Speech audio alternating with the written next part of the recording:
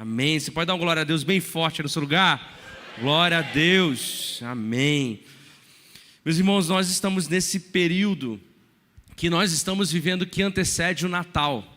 E é um período maravilhoso, porque o Natal, para nós que somos cristãos, é um tempo de festa, é um tempo de celebração. É um tempo que nós nos lembramos que em algum momento da história o Verbo se fez carne, assim como o pastor Marcos compartilhou aqui no momento da intercessão. E esse período que nós estamos vivendo, que antecede o Natal, é um período de expectativa. Algumas pessoas gostam de chamar esse tempo de advento, que significa espera, que significa expectativa, que significa anseio, e que eles estão aguardando por alguma coisa. Mas antes de eu explicar um pouquinho mais sobre isso, eu preciso voltar um pouco antes e pensar junto com você por que esse tempo é esse tempo de expectativa e de espera. A nossa vida, ela é ditada muito pela nossa agenda.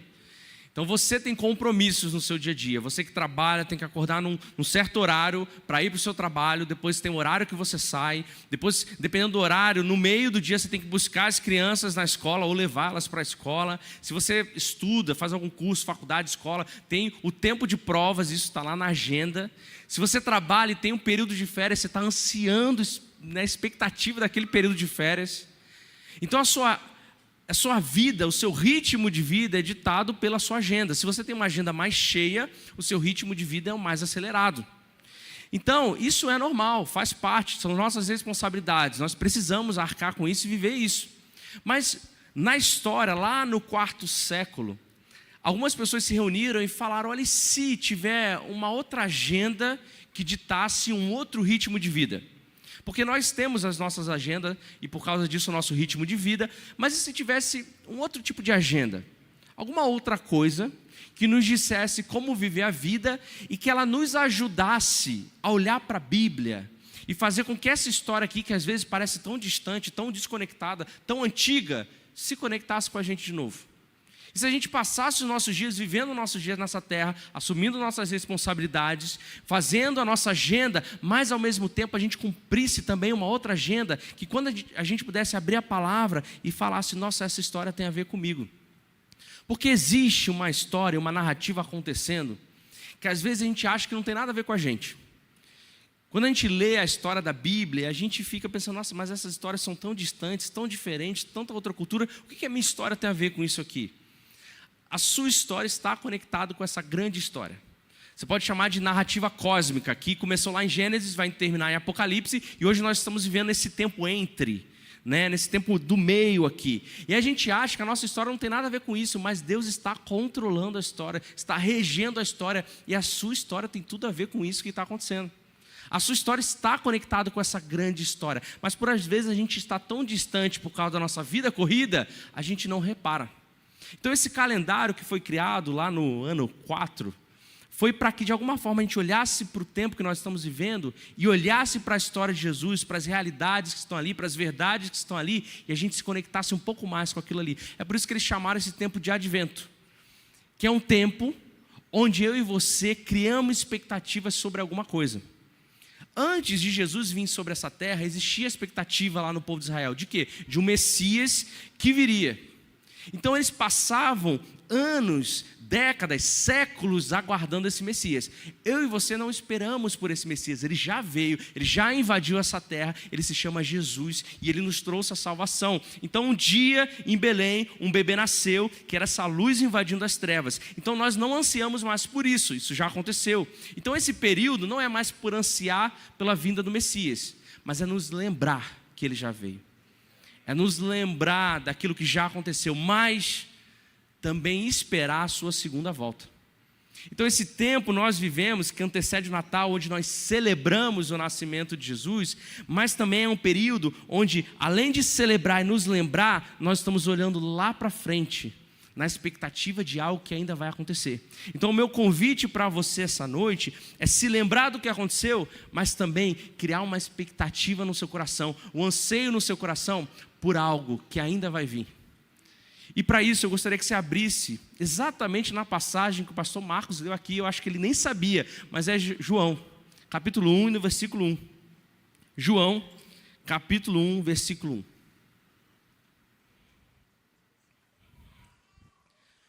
apóstolo João está escrevendo seu evangelho, e ele começa o evangelho de uma forma muito curiosa, diferente dos outros evangelhos. Ele começa o seguinte: no princípio. Onde outro lugar a gente vê também começando assim, no princípio. Gênesis. Então o apóstolo João, ele intencionalmente está querendo linkar o evangelho dele com o início de todas as coisas, com o início da criação. Ele está dizendo, olha, no princípio, e aí o evangelho de João começa no princípio, em Gênesis começa no princípio, só que em Gênesis fala assim, no princípio Deus criou todas as coisas. Só que João, ele começa falando no princípio, mas ele fala assim, no princípio era aquele que é a palavra. Então João está nos convidando a dar um passo mais atrás do que Gênesis. Ele está dizendo, olha, lembra de Gênesis, onde tudo começou? Onde tudo foi criado? Eu quero agora te convidar e fazer um exercício com você para você dar um passo mais para trás.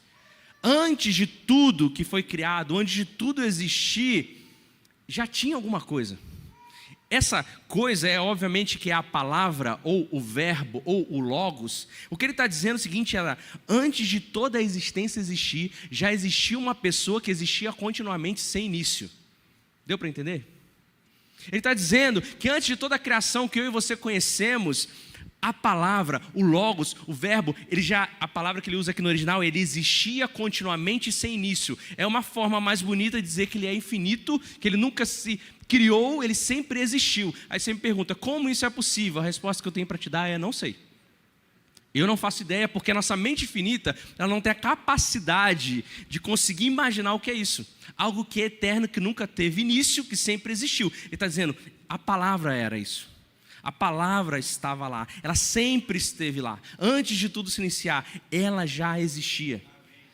E quando ele usa esse termo logos, é proposital, porque ele está dizendo o seguinte, olha, o logos, e aí o público que estava ouvindo João, tinha dois públicos, os judeus e os gregos. Os gregos, eles conheciam essa palavra, porque dentro da filosofia grega, essa palavra é o grande raciocínio, o grande intelecto, a grande razão. Então quando João inicia e fala, no princípio existe a palavra, os gregos param, olham e falam, opa, eu sei do que você está falando, deixa eu prestar atenção um pouco mais aqui, porque eu entendo sobre o que você está falando. Eu quero saber o que você vai falar a partir de agora. E quando ele fala para os judeus também sabem o que é a palavra. Eles dizem que a palavra é a Torá, é as escrituras, é a palavra de Deus. Então eles estão dizendo, opa, João, os judeus no caso, né? João, eu entendi o que você está dizendo da palavra de Deus, aquela que é a verdade, a Torá. Então, vamos ver o que você vai falar a partir de agora. E ele continua dizendo, agora ainda no versículo 1, final do versículo 1, ele diz, ele estava com Deus e era Deus. João está dizendo o seguinte, esse logos, a palavra, ele não só tinha uma existência infinita e eterna, mas ele estava com Deus, não no sentido de ao lado de Deus, como se fosse uma companhia boa para Deus. Não, ele era alguém que tinha uma relação íntima com Deus, uma relação conjunta com Deus. Ele já está falando aqui sobre o que a gente depois define como trindade, que é Deus Pai, Deus Filho e Deus Espírito Santo. Então antes de tudo existir, já existia esse Deus que vivia numa comunidade, que ao mesmo tempo é um Deus, mas três pessoas. Aí você me pergunta, como que pode ser isso? Qual que é a resposta? Não sei. Eu não sei. A nossa mente, ela não consegue imaginar essa natureza de Deus. Mas o que João está querendo definir aqui é que essa palavra, ela não é Deus Pai, ela é uma pessoa diferente, mas ela é Deus. Essa palavra, ele tem a mesma essência, a mesma natureza de quem Deus é, de quem o Deus Pai é. Isso é interessante, porque você começa a imaginar que tipo de amor que levou Deus se encarnar e levou ele até ser crucificado. Imagina a palavra que é Jesus, que é o Filho, tendo essa comunhão íntima com o Pai, esse amor íntimo com o Pai, e foi esse amor que transbordou no coração de Deus, que fez com que ele decidisse virar homem e caminhar até aquela cruz para morrer por você. E ele continua no versículo 13 e diz, todas as coisas foram feitas por intermédio dele, sem ele nada do que foi feito, nada do que existe teria sido feito. Agora, João, na sua descrição desse cenário, é um cenário cósmico, é um cenário magnífico, ele dá um passo além, e antes ele estava falando de antes da criação. Agora ele começa a falar da criação, ele começa a falar, olha, sabe tudo que você vê que existe? Sabe o Gênesis, a Apocalipse, sabe toda a criação, a gente aqui hoje só existe porque foi feito por meio desse que é a palavra. por intermédio dele. E ele usa: nada do que existe teria sido feito se não fosse por ele. Ele está dizendo: nenhuma coisinha sequer teria vindo à existência se não fosse por ele. Quer dizer que através da palavra as coisas não só passaram a existir, mas elas tornaram existentes a partir do nada, porque ele é a fonte da existência. Ou seja, além dele ser a fonte para que tudo existisse, ele é a fonte que sustenta todas as coisas. Quer dizer que eu e você que estamos aqui hoje respirando, sonhando, planejando, tendo família, vivendo as nossas vidas, não estamos aqui só porque ele nos criou, mas porque ele mantém a gente existindo. Ele mantém a gente sendo sustentado sobre os ombros dele. Por quê? Porque ele tem graça e amor, pela misericórdia dele. Então o que João está criando aqui é algo genial. Primeiro ele está falando sobre essa palavra, esse verbo que é eterno, que não teve início, mas que ao mesmo tempo é relacional com Deus Pai, mas ele também é Deus, ou seja, ele é divino, e ele também criou, mas ele também sustenta tudo. E ele continua no versículo 4, diz: nele estava a vida. Quando João fala que ele estava a vida, nele estava a vida, ele era a vida, não é que a vida passou a existir sobre um determinado momento, ou ele tem a vida como um objeto, mas o João está dizendo aqui que ele é a própria vida. O que isso quer dizer para a gente? Que notícia que João está nos comunicando? Se você conhece a história, eu já falei aqui da criação, a gente sabe que Deus criou a humanidade a partir de Adão e Eva, e Deus deu uma ordem para Adão e Eva. Chegou e falou assim: olha, vocês podem comer o que vocês quiserem, menos dessa árvore. Existe uma árvore aqui que vocês não podem comer, que é do conhecimento do bem e do mal, porque o dia que vocês comerem, vocês vão morrer. E aí Adão e Eva obedeceram direitinho e deu tudo certo, não foi?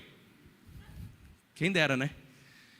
E um dia eles desobedeceram, eles comeram da árvore e eles morreram, caíram duros ali instantaneamente, sim ou não? Não. Então, o que quer dizer com essa morte que Deus falou para eles?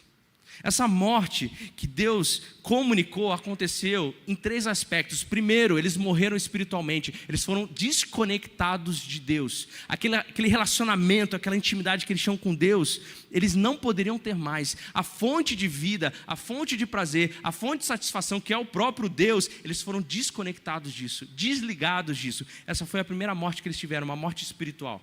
A segunda morte é a morte física, porque eles não morreram ali instantaneamente, mas a partir daquele momento eles começaram a ter contagem regressiva, porque anos depois eles morreram. A cada dia que você acorda é um degrau que você desce para a sepultura. É uma triste notícia, mas é uma realidade, porque o pecado nos trouxe essa morte física, e a última e terceira morte que eles tiveram foi essa morte de destino final. Ou seja, eles não só se desconectaram com Deus nessa morte espiritual, eles não só agora tinham data marcada para morrer, mas eles veriam uma morte eterna distantes de Deus. Esse cenário não é perturbador, desesperador? Isso foi o que aconteceu quando eles pecaram. Então quando João chega e fala assim, ele é a vida, ele está dizendo para a gente que Jesus, a palavra, aquele que é eterno, aquele que estava em comunhão com Deus e é Deus, ele é a solução para todos os nossos problemas. Ele é a resposta para todo o mal que o pecado causou. Ele é a vida que vai acabar com essa distância que nós temos de Deus, que vai acabar com essa morte física, porque ele vai nos ressuscitar e principalmente ele vai nos dar a vida eterna ao lado de Deus para sempre. Quando ele fala que ele é a vida, ele está dizendo, olha, a solução para o maior problema que a humanidade tem, que é o pecado, acabou, porque ele é a vida. Ele é a solução. E ele chega no final do versículo 4 e diz, e esta era a luz dos homens. Esta era a luz dos homens. Por que João traz isso aqui para a gente? Porque ele está dizendo, olha, você não consegue ver as trevas que você está até que apareça um facho de luz. Porque quando você está em trevas, você não vê nada, é tudo igual. Mas quando aparece uma luz que começa a iluminar as trevas, você começa a perceber, uau, eu não sabia que estava tão escuro assim. Eu não sabia que estava tão terrível a minha situação, tão bagunçada, tão desesperadora. Então quando João vira e fala, ele é a luz, ele é aquele que vai iluminar as trevas que você está, para você perceber que você estava mal, você só não sabia disso, que você estava em desespero. Então a luz que expõe a realidade que nós estamos, as trevas que nós estamos, o pecado que nós estamos, é esse que é a palavra. E ele não é só a luz para expor a escuridão que a gente vivia, mas ele é a luz para guiar no caminho de solução. Ele é a luz que vai mostrar o quão mal você está, mas ele também é a luz que aponta para um caminho que é ele mesmo. Um caminho de vida, que é ele. Um caminho de solução, que é ele. Então João, ao mesmo tempo que fala da situação difícil, mas ele fala, olha, mas há esperança. Há esperança. E no versículo 5 ele diz, a luz, essa luz, brilha nas trevas. Essa luz, essa palavra, esse verbo, Jesus, brilha nas trevas. A expressão que ele usa aqui, nesse sentido de brilhar, é um brilho que uma vez que ele aconteceu, ele não para de brilhar. Ou seja, uma vez que ele se encarnou, naquele dia em Belém, ele iniciou o brilho sobre essa terra de trevas, ele nunca deixou de brilhar. Quer dizer que por toda a história da igreja ele continua brilhando, quer dizer que ele continua brilhando hoje aqui sobre a sua vida. Ele nunca deixou de brilhar. E ele finaliza esse versículo 5 de uma forma maravilhosa que diz, e as trevas não a derrotaram. Quer dizer que as trevas tentaram, que o diabo se levantou, que o inferno chegou com as suas legiões de demônios, mas não conseguiram vencer essa luz. Quer dizer que se a luz continua brilhando hoje, se o diabo se levantar contra a nossa vida, contra a igreja, ele não consegue derrotar. Ele não consegue. Não tem nada que pode vir contra nós, porque por mais que esse reino do inferno tente se levantar contra as nossas vidas, a luz já venceu sobre as trevas e continua vencendo continuamente sobre cada um de nós, porque as trevas não derrotaram. Quer dizer que pode vir perseguição contra a igreja? Pode vir, mas a luz continuará brilhando eternamente e não há nada que possa derrotar. E no versículo 6, João continua e agora ele começa a falar de uma outra história que parece diferente do que ele está contando até aqui. Até o versículo 5, João ele fez um cenário assim magnífico, surreal, que eu e você às vezes a gente não consegue compreender, que está muito fora da nossa realidade, muito transcendente. Aí ele começa no versículo 6, diferente do que ele estava falando de antes da criação e depois da criação, agora ele está falando de quem foi criado. Surgiu um homem enviado por Deus chamado João. Agora o apóstolo João, que não é esse João, aqui ele está falando de João Batista, ele começa a falar de como essa luz magnífica, que é a palavra, que é a vida, que existia antes da existência e sempre existiu, que tem amor, que é Deus, ele começou a invadir a história. Ele começou a entrar na humanidade, primeiro, através de um homem chamado João Batista. Por que o apóstolo João está falando isso aqui? Ele está querendo dizer que até o versículo 5 parecia uma história muito bonita, mas ele chega para a gente e fala, olha, essa história muito bonita não foi um mito, isso aconteceu na nossa realidade, no nosso tempo, nessa terra, através, primeiro, de um homem chamado João Batista. Então essa luz começou a interagir com a humanidade. E ele continua no versículo 7 e diz, ele veio como testemunha, falando de João Batista, para testificar acerca da luz, a fim de que por meio dele todos os homens crescem. Ele próprio não era a luz, mas veio como testemunha da luz. Então a primeira coisa que nós vemos, a manifestação desse verbo, dessa carne, dessa luz, é através desse homem, João Batista, e ele mesmo não era a luz, ele apontava para a luz, ele era testemunha da luz. Então João Batista é esse homem que ele não teorizava, que ele não pensava, que ele não tinha um intelecto sobre a luz, ele vivia aquilo. Ele tinha um relacionamento com aquilo, e é por isso que ele testemunhava. E aí ele diz, a fim de que por meio dele todos os homens crescem. Ou seja, ele já está dizendo, a partir do testemunho dele, que vai vir uma luz, que vai invadir essa era, que vai invadir a nossa vida finita. E todo homem que crê, não importa a nação, não importa a língua, não importa a etnia, não importa a cultura, se ele crê, ele vai ser alcançado por essa luz. Ele vai ser transformado por essa luz. E no versículo 9 ele diz, estava chegando ao mundo a verdadeira luz que ilumina todos os homens. Ou seja, João ele veio, ele começou a testemunhar sobre essa luz, mas ainda não acabou aí, a história não acabou aí. Vai ter um momento que a própria luz vai vir e ela já estava chegando. E essa luz não é só uma luz qualquer, é a verdadeira luz. Sabe o que isso quer dizer? Quer dizer que ela é a única luz genuína, é a única luz que é completa, que é autêntica. Sabe o que isso quer dizer? Quer dizer que qualquer outra luz é falsa, é imitação barata. Quer dizer que qualquer outro Deus é falso. O único Deus, o único que traz a salvação, o único que ilumina as nossas trevas é o Senhor Jesus. É o nosso Cristo. Qualquer outra coisa é sombra disso, não tem valor.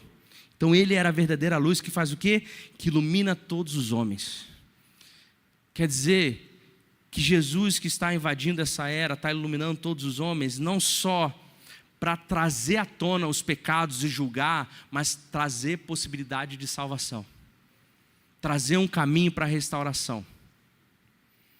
E no versículo 10 ele diz: aquele que é a palavra estava no mundo, e o mundo foi feito por intermédio dele, mas o mundo não o reconheceu. Quando João, o apóstolo João está retratando aqui, ele está dizendo: olha, pensa na ironia, pensa que coisa curiosa. Aquele que criou todas as coisas e sustenta todas as coisas, um dia resolveu vir para a criação. E sabe o que a gente fez? Com o Criador, com a palavra, com o verbo, com aquele que é Deus, nós rejeitamos, nós não o reconhecemos. Aquela luz que resolveria todos os nossos problemas, aquela luz que é a solução, que é a vida para todas as nossas mortes que a gente viveu, o mundo rejeitou o seu Criador. E no versículo 11 ele diz: veio para o que era seu, mas os seus não o receberam. Ou seja, Jesus ele veio para aquele que era a sua herança, o seu próprio povo, ou seja, o povo de Israel. E eles decidiram não só ignorar, não só, deixa ele de lado, não vamos ouvir, não. Eles intencionalmente rejeitaram Jesus. Intencionalmente, eles não só abandonaram ele, mas eles disseram: nós não queremos ter relacionamento, nós não reconhecemos você como essa luz, como esse Messias, como aquele que veio trazer vida. Mas aí você lê comigo o versículo 12, e existe uma mensagem de esperança, porque o apóstolo João continua dizendo: contudo, mas, portanto, aos que o receberam. Alguns rejeitaram, mas aos que o receberam, aos que creram em seu nome, deu-lhes o direito de se tornarem filhos de Deus. Nem todos rejeitaram, nem todos abandonaram, alguns resolveram crer. E aqui crer não é no sentido intelectual de entender o que aconteceu. Aqui crer é esse compromisso real com essa pessoa, com essa luz, com essa verdade. É um relacionamento. E aí ele finaliza esse versículo dizendo: deu-lhes o direito de se tornarem filhos. Em que sentido ele está falando aqui? Diferente do apóstolo Paulo. O apóstolo Paulo falava sobre a adoção de filho. Então você que foi adotado por Deus, você recebeu as heranças que Deus tem. Então todas as bênçãos que Deus podia te dar, você já recebeu. As vitórias que você poderia ter, Deus já te deu. A vitória naquela cruz, você já compartilha dessa cruz. Mas o que João está falando aqui é que você não só tem tudo por direito como filho adotivo, mas de alguma forma espiritual, você agora nasceu de Deus. Agora você é filho de Deus no sentido de que a sua origem, nesse momento que você crê, passa a ser divina. O que quer dizer isso? Lembra da morte que eu falei que eu e você merecíamos, devíamos ter, aquelas 3 mortes por conta do nosso pecado? Quer dizer que a partir desse momento que eu nasci de Deus e tenho essa nova vida, a vida que está no meu Pai, que agora me gerou, está em mim também. Não por algo que eu tenha feito, mas porque Ele resolveu compartilhar comigo. Sabe o que isso quer dizer, meu irmão, minha irmã? Que a morte não tem mais poder sobre nós. Nenhum tipo de morte tem mais poder sobre nós. Agora nós podemos nos relacionar com Deus. Agora eu sei que se eu morrer eu vou ressuscitar. E melhor, eu vou ressuscitar eternamente para estar ao lado dEle. Porque eu nasci de Deus e essa vida agora começa a habitar em mim. E ele diz no versículo 13, para não ter dúvidas: os quais não nasceram por descendência natural. Ou seja, você não nasceu por descendência natural, nem pela vontade da carne, nem pela vontade de algum homem. Ou seja, não foi alguém que planejou o seu nascimento, não foi seu pai e sua mãe que decidiram e vamos gerar agora essa criança de forma sobrenatural. Não, ele finaliza o versículo 13 dizendo: mas nasceram de Deus. Ou seja, a sua nova vida foi feita porque Deus decidiu que ela acontecesse. Isso é para tirar todo o mérito humano. É para falar: foi graça de Deus e misericórdia dEle que decidiu te encontrar e decidiu te salvar. Não foi porque você era mais bonito, até porque se fosse assim, muitos de nós, né, incluindo eu. Não foi porque você era mais religioso ou você era mais empenhado. É porque a graça de Deus um dia te alcançou pela soberania dEle. E Ele decidiu, pela misericórdia dEle, por essa graça imerecida, alcançar o seu coração e fazer você nascer de novo para ter essa vida. Então nem a solução para os nossos problemas a gente conseguiria correr atrás. Não pelo nosso esforço, mas foi por causa daquela cruz naquele dia. Vamos lembrar um pouco aqui do que João está fazendo. Primeiro ele começou falando de antes da criação, criando esse cenário, falando dessa palavra que vivia na eternidade, que era Deus, estava com Deus, que a partir dele todas as coisas foram criadas, ele sustenta todas as coisas, ele é a luz dos homens, ele é a vida. Depois ele desceu um degrau e começou a falar, olha, essa luz começou a brilhar nessa terra, primeiro através de um homem, mas aí as pessoas rejeitaram essa luz, e aí, de repente, ele deu a oportunidade para que algumas pessoas pudessem crer, e tudo isso é maravilhoso. Imagina aqueles dois públicos ouvindo João, e a gente aqui hoje ouvindo essa palavra, e olhando e falando, nossa, mas que lindo isso, hein? Que história bonita, não é? Nossa, olha só, imaginar como isso aconteceu. Mas ainda falta uma peça do quebra-cabeça, porque quando a gente olha para a nossa vida e pensa, ok, mas como que eu nasço de Deus? Como agora que eu saio das trevas, como eu me torno filho, como que eu recebo isso? Porque se essa palavra que você falou, ela é eterna, eu que não sou eterno, que sou finito, como que eu posso me conectar com isso? Ou então, se ela é santa, como que eu, pecador, posso ter relação com ela? Ou então, se ela é divina e eu sou humano, como que eu posso participar disso? O que passava na cabeça das pessoas é olhar para o discurso de João e falar assim, olha, mas o que você está falando tem que ter tido mais alguma coisa, porque para eu chegar nesse ponto de salvação, tem que, de alguma forma, como se essa palavra que ao mesmo tempo é Deus para representar Deus, ela tem que ser também humano para me representar. Porque se ela só continuar sendo Deus como ela é, eu não vou conseguir ser salvo. João Batista não serve, apesar dele ser homem, porque ele é tão pecador como eu menos ainda, porque eu conheço o meu coração, eu sei que eu preciso de salvação. Então como que a gente resolve isso? Aí João, parece que ele viu as interrogações nas nossas cabeças, e ele vai no versículo 14 e responde isso, e ele começa dizendo o seguinte, aquele que a palavra tornou-se carne, o verbo encarnou-se, ou seja, aquele que era, simplesmente existia continuamente, sem início, decidiu em algum momento da história passar a ser, passar a existir, fazer algo que nunca foi feito antes, se tornar humano. Quando a gente olha para a humilhação que Jesus teve naquela cruz, e olhando para esse cenário, até esse versículo aqui, a gente começa a imaginar o quão ilógico é a humilhação que Jesus passou. Mas a gente se lembra do amor que ele tem junto com o Pai, e começa a perceber o amor que motivou ele para alcançar os nossos corações. Para o grego que está ouvindo isso aqui, esse discurso de João, e ele entendeu primeiro que era logos, porque ele sabe que é essa filosofia, quando chega nessa parte ele fala assim, é impossível isso que você está falando. É impossível algo imaterial, algo que é essa realidade, esse pensamento se tornar homem. Para o judeu, menos ainda, porque ele está olhando como que a palavra de Deus, a Torá sagrada, se tornou algo como a gente, humano como nós. Mas para eu e você, essa é a melhor notícia que a gente poderia ouvir na nossa vida. Porque a peça que faltava está aqui. A solução para o nosso problema do pecado está aqui. Jesus, gente, ele não trouxe uma mensagem de Deus, ele é a própria mensagem de Deus. Ele não é alguém que veio explicar intelectualmente sobre Deus. Nós olhamos para ele e ele explica a Deus quem é a partir da própria vida. Ele se encarnou. Sabe o que quer dizer isso? Quer dizer que ele um dia resolveu nascer, ele resolveu crescer, ele teve que ser ensinado, ele passou fome, ele passou sede, ele se cansou, ele dormiu, ele chorou, ele ficou sofrendo e ele teve que morrer. Entenda, a palavra ela não deixou de ser Deus, ela apenas acrescentou uma natureza humana. Não é uma natureza que se mistura, mas ao mesmo tempo não se divide. Então ele é 100% Deus e 100% homem. Aí você pergunta, como isso é possível? Qual que é a resposta? Não sei. Eu só sei que essa é a resposta para o meu problema. Essa é a solução para o problema do mundo. Essa é a resolução de toda a eternidade de uma humanidade caída, onde a gente merecia a morte eterna. Mas por causa desse dia, eu e você temos uma esperança, uma luz de novo. Porque se Jesus não fosse homem, gente, ele nunca poderia representar a gente, a humanidade. Ele não poderia morrer no meu lugar, ele não poderia me substituir, ele não seria tentado como eu fui tentado, apesar de nunca ter caído em pecado.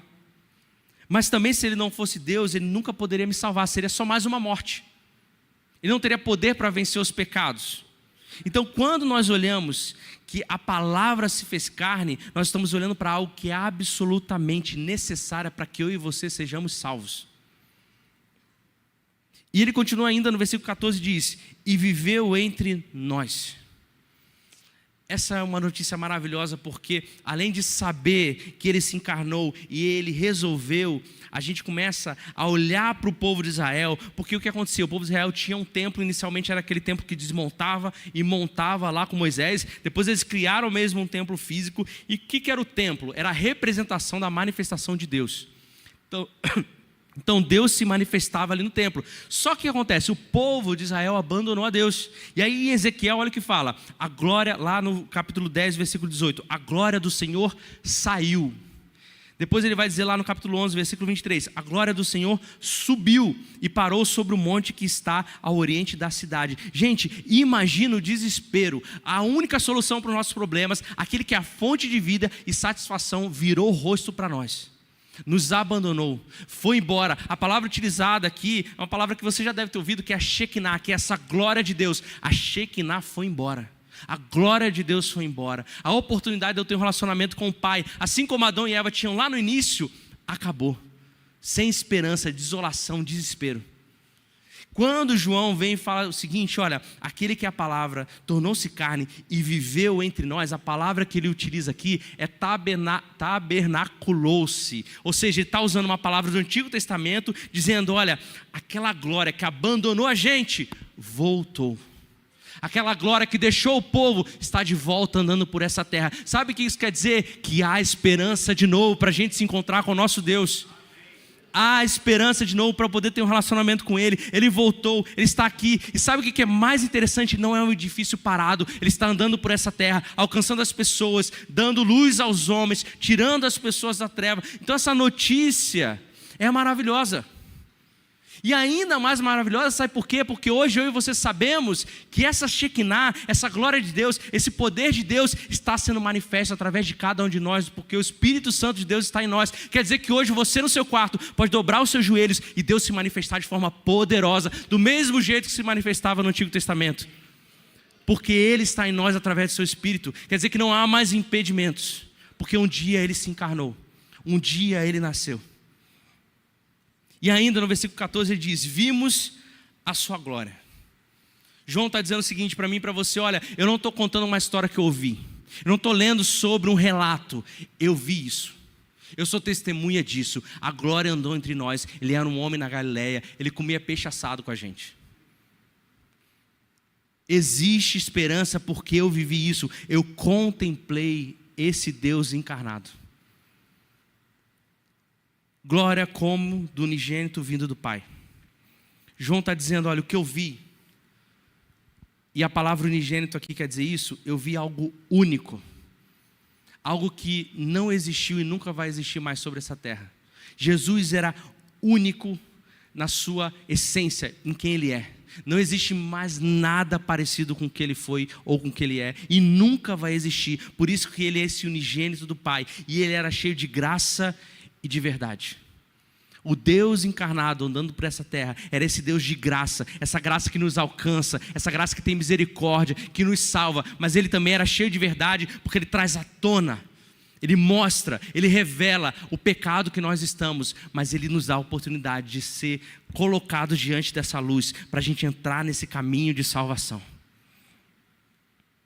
Esse é o momento que nós celebramos no Natal. Esse é o momento que nós geramos expectativa sobre o que aconteceu, nos lembrando o que aconteceu. Esse é a melhor notícia que nós poderíamos receber.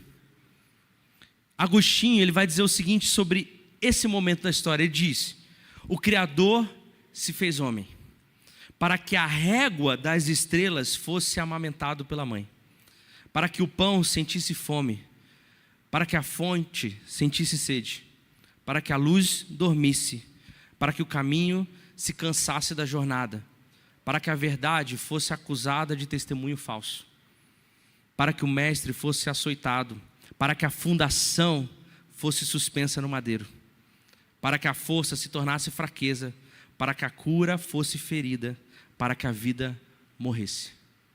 isso aconteceu para que eu e você pudéssemos ter um encontro com essa luz, com essa vida. A minha fome, a minha sede, o meu cansaço, os meus sofrimentos, as minhas aflições, as minhas injustiças, as minhas fraquezas, até a minha morte, Jesus assumiu naquela cruz, porque Ele se encarnou como homem nessa terra. Então, quando nós vivemos esse momento, nós nos lembramos disso. Nós criamos expectativas sobre isso. Esse é o momento da gente olhar para a nossa vida, e o final do ano é ótimo para isso. Sabe o que a gente precisa olhar? O que a gente viveu nesse período de ano, que a gente deixou com que as trevas invadissem o nosso coração? Porque nós sabemos, a partir dessa palavra, que existe uma luz que as trevas não venceram. Então esse é o momento para a gente se lembrar dessa notícia maravilhosa e nos posicionarmos diante disso que nós vivemos e falar: olha, não tem trevas que possam me alcançar. Não há nada que possa alcançar o meu coração, porque a luz venceu e hoje está sobre mim através do Espírito Santo dele vivendo em mim. E essa luz continua brilhando. Gente, existe uma história, uma narrativa sobre coisas relacionadas ao Natal, sobre a árvore do Natal, sobre as bolas do Natal e várias outras coisas. Isso surgiu lá 200, 300, 400 anos depois de Cristo. Antes disso, lá no 4º século, as pessoas já comemoravam o Natal, em dezembro. Existe a notícia que um imperador do sol, e a gente entende isso, mas naquela época a igreja do 1º século e do 2º século já comemorava o Natal, e eles colocavam luzes nas ruas, nas suas casas. Na época era vela, não pisca-pisca de LED. Sabe por que eles faziam isso? Para o tempo que eles estão vivendo essa expectativa de celebrar o Natal, eles pudessem olhar para aquela vela, ou para o seu pisca-pisca na sua janela, ou para luzes que estão ali na Afonso Pena, e se lembrar que a luz invadiu as trevas, que as trevas não venceram, e que ela continua brilhando através da sua igreja hoje. Então eu quero encorajar você a botar luzes na sua casa, pisca-pisca. É um modo de evangelizar. Eu chego para o meu irmão que não é cristão no meu trabalho, e vejo uma árvore de Natal e um pisca-pisca brilhando ali, eu chego: você sabe por que o pisca-pisca está brilhando? Existe uma luz que invadiu as trevas e pode invadir as suas trevas agora. Pode acabar com a sua bagunça agora. Pode restaurar a sua vida agora. Esse é o nosso Jesus que se encarnou. E é isso que nós criamos expectativa e celebramos. Só que a história não terminou. A história não acabou aqui. Anos e anos depois, a gente vê o mesmo João, já bem velhinho, sozinho, exilado numa ilha. E aí ele está lá, talvez no momento devocional dele. E aí Jesus vem e começa a se revelar, e ele começa a escrever uma carta chamada Apocalipse. O mesmo João que contou essa história para a gente através do seu evangelho, lá no livro de Apocalipse ele também nos conta como que essa história termina. Lembra que nós estamos vivendo no entre, celebrando o Natal, com a expectativa do Natal que vem para celebrarmos o Natal, mas também existe uma outra espera, uma outra expectativa, algo que nós aguardamos. E João registra isso no livro de Apocalipse, lá no capítulo 22, no versículo 20. Sabe o que ele diz? Ele diz o seguinte: aquele que dá testemunho dessas coisas diz: sim, eu venho em breve. Aquela luz que invadiu as trevas, aquele que é a eternidade, aquele que é o verbo, aquele que criou, aquele que sustenta, aquele que nasceu naquela manjedoura e viveu caminhando por essa terra, mas um dia ele morreu, ele ressuscitou, ele foi aos céus, e ele nos diz hoje: gerem expectativa, celebrem, anseiem, desejem, porque eu venho em breve. Só que dessa vez eu não venho como uma luz que vai vencer as trevas num certo período, numa determinada situação. Eu venho para acabar de vez com tudo, com todas as trevas que existem sobre essa terra, com toda a dor, com todo o luto, com toda a morte. Eu, Jesus, volto, e dessa vez a minha luz vai brilhar como nunca brilhou antes, e vai transformar e restaurar todas as coisas. E aí João, lendo e sendo revelado, diz assim: amém, vem Senhor Jesus, nesse versículo 20.